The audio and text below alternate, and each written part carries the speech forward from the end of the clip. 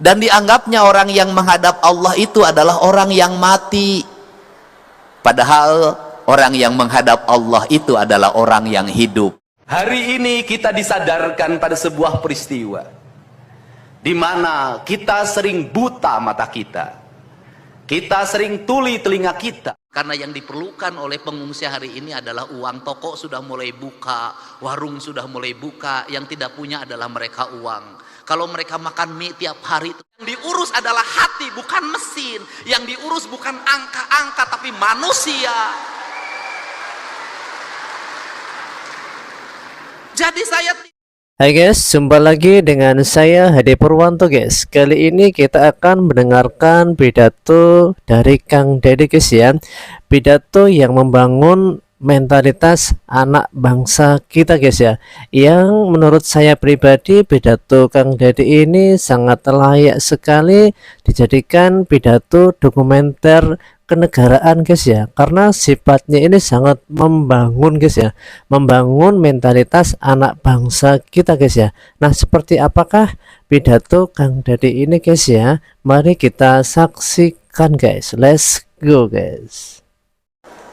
Dan dianggapnya orang yang menghadap Allah itu adalah orang yang mati, padahal orang yang menghadap Allah itu adalah orang yang hidup. Dan orang yang tidak menghadap Allah adalah orang-orang yang mati. Sesungguhnya panggilan azan itu adalah panggilan untuk orang agar kematian berubah jadi kehidupan.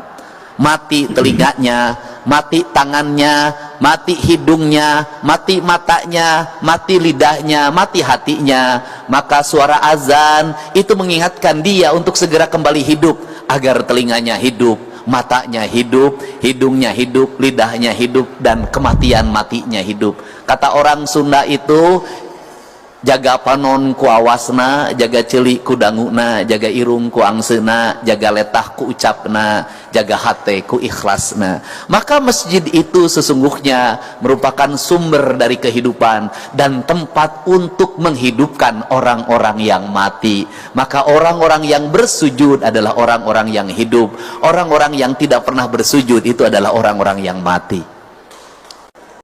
Hari ini kita disadarkan pada sebuah peristiwa di mana kita sering buta mata kita, kita sering tuli telinga kita, dan kita sering gagu lidah kita. Ketika anak-anak kita berteriak di jalanan, mengusung sangkur, membawa celurit, saling berkejaran, darah menetes di setiap sudut kota, motor-motor dibakar, orang menjerit penuh rasa ketakutan, kita hanya bisa diam. Ketika di sudut-sudut kota anak-anak kita menenggak ciu, ketika sudut-sudut kota anak-anak kita makan eksimer, ketika di sudut-sudut kota anak-anak kita makan minuman oplosan, mereka jatuh tersungkur, matanya merah penuh dengan rasa emosi, pulang ngamuk ke orang tuanya, kita hanya bisa diam. Ketika anak-anak kita menghabiskan waktu main game online sampai jam 4 pagi, tidak masuk sekolah, di rumah ngamuk, mengancam orang tuanya dengan pisau, menusuk kakeknya dengan sangkur, kita hanya bisa diam. Proses kita hanya dua, pidana dan penjarakan dalam penjara anak. Tetapi kita tidak pernah menyadari bahwa seluruh lorong-lorong kegelisahan mereka, seluruh hiruk pikuk jalanan tak membuat mereka nyaman. Sudut-sudut rumah menjadi neraka bagi kehidupan mereka. Lapang-lapang bola tergusur menjadi industri perumahan, pemukiman, dan pertokoan. Mereka kehilangan tempat bermain. Mereka kehilangan air yang jernih di sungai sehingga bisa mereka berenang. Mereka kehilangan gunung-gunung yang indah tempat mereka bercengkrama dengan alam. Mereka kehilangan sawah yang terhampar. Yang mereka lihat adalah kebisingan dan kebisingan. Bising di jalanan karena knalpotnya brong. Bising di rumah karena orang tuanya bertengkar. Maka mereka lari dalam lorong-lorong gelap. Digenggamnya handphone, diambilnya obat-obat terlarang, ditengahnya minuman dalam sebuah kelompok yang sama. Kita orang-orang yang terpinggirkan di rumah, kita orang-orang yang terpinggirkan di sekolah, guru-guru telunjuknya menunjuk pada wajahnya, tapi tak bisa memberikan solusi kegelisahan jiwanya. Semua orang hanya memberikan pengamatan, analisis, kajian. Itulah metodologi yang dikembangkan bangsa ini. Tetapi tidak ada yang berani mengambil solusi, mengangkat mereka di sudut jalanan, dimasukkan ke barak, dididik secara militer, diarahkan menjadi anak-anak yang berguna. Kedisiplinan militer adalah harga mati bagi kemajuan bangsa, bukan musuh.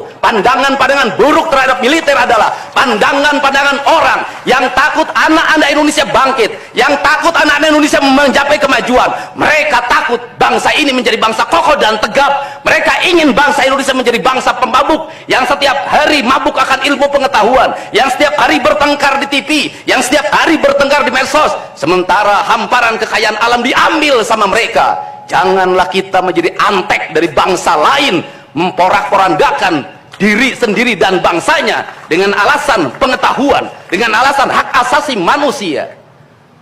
Anak membawa motor di bawah umur adalah pelanggaran hak anak. Kapan kita bertindak? Dan selama ini kita membiarkan anak-anak nonton film tanpa didampingi oleh orang tua. Itu adalah pelanggaran anak, dan kita tidak pernah bertindak.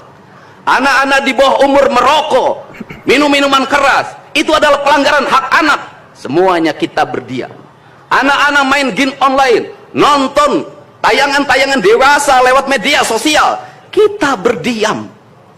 Negeri ini akan hancur manakala semua orang berdiam. Maka orang yang memegang kekuasaan harus menggunakan tangannya untuk merubah seluruh kemunkaran ini menjadi sebuah kebajikan. Kalau kita berkomitmen pada bangsa ini, problem anak-anak kita adalah mengkonsumsi tayangan yang bukan haknya di media sosial. Maka saya meminta peraturan pemerintah yang mengatur tentang itu segera dilaksanakan. Anak-anak di bawah umur tidak boleh mengakses media sosial yang bukan haknya. Jadi pidato Kang Dede ini menghancurkan pola paradigma yang lama gitu guys ya. Jadi kalau misalkan apa yang dipidatokan Kang Dede ini akan menjadi program pemerintahan Bapak Presiden sekarang ini, pasti Indonesia ini akan mengalami kemajuan yang sangat cepat dan pesat sekali guys ya. Menurut kamu gimana guys? Silahkan tulis komentar kamu guys ya. Tidak ada lagi sumber pangan. Kenapa? Sungainya sudah tercemar. Kebutuhan pokok lingkungannya padi pun udah hampir nggak ada. Semua menjadi homogen. Yang homogen itu berbahaya bagi Indonesia, bagi kebinekaan. Semua yang hadir, saya mohon maaf kalau tidak bisa menyebutkan satu persatu. Ketua PGRI Jawa Barat, 1 miliarnya nanti kita akan bawa lagi ke Sumatera. Dan kita nggak usah membeli makanan dari sini, nggak usah beli beras dari sini. Kita bawa uang Pak, karena yang diperlukan oleh pengungsi hari ini adalah uang. Toko sudah mulai buka, warung sudah mulai buka, yang tidak punya adalah mereka uang. Kalau mereka makan mie tiap hari terus juga kasihan juga. Nanti kita bawa uang dibagikan agar ekonominya muter. Cara saya menyikapi sesuatu pakai kitab. Kitabnya itu ada dalam pikiran dan perasaan saya. Saya selalu meyakini bahwa bisikan yang terbaik dalam hidup itu adalah bisikan hati yang terjaga dari puasa. Itu prinsip. Kalau untuk pendidikan dasar, nggak boleh.